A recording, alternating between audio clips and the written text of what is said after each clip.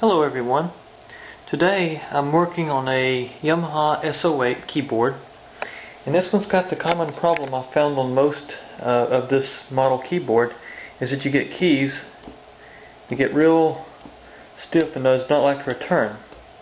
Well, I found out what caused this problem, and what it is, it's actually a worn out joint on these things that they wear out over time. Don't know why it does it just on a few keys. But as you can see, that one there, it's messed up. But I'm going to show you a way to overcome this problem. It's not the correct way, but it does work, and it has the same great feel as it did before. But let me find my key here. It's this one here. Okay.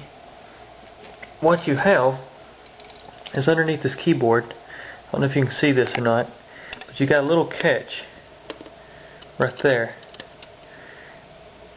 I'll see if I can get it right there. Basically, lift up on it. You don't want to put a lot of pressure on it because you can break it off. But you just lift up on it just a little bit, and you'll feel your key. You should feel it pop out of place. You can see the spring down there. Yeah, there it goes. And basically, I just popped it out of joint up here, just like so. You can see that's lifted up now. And basically, you can just pull the key off. And right here is the problem, this little spring where it meets down here on the lever. You can see I actually pulled the spring out.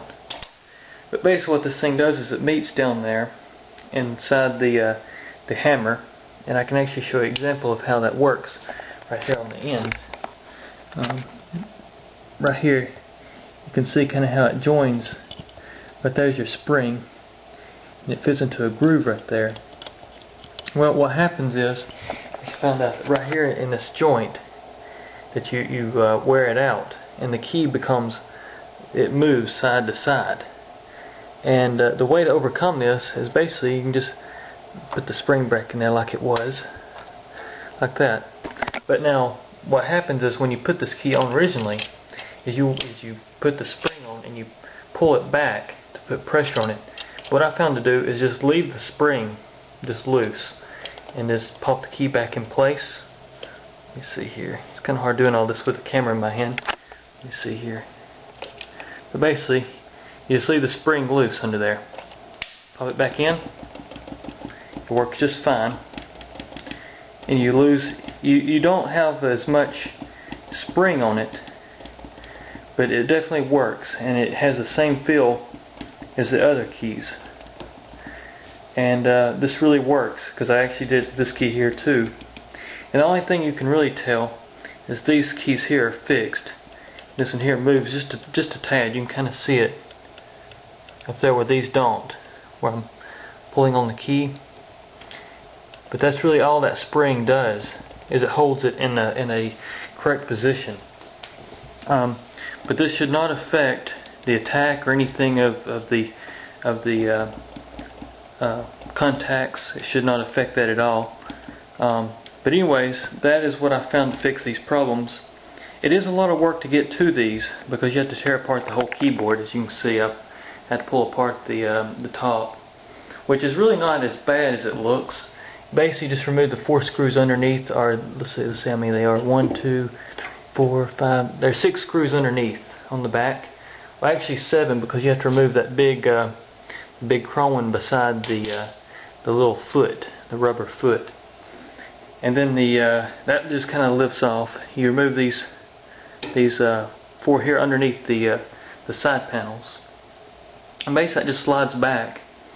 And but also one more thing before you slide it back, you got this little plug here that there's a little cover, a little rectangular cover on the back panel, and basically that's where your keys plug into the board. But it's very simple to unplug. You unplug that and it just slides off.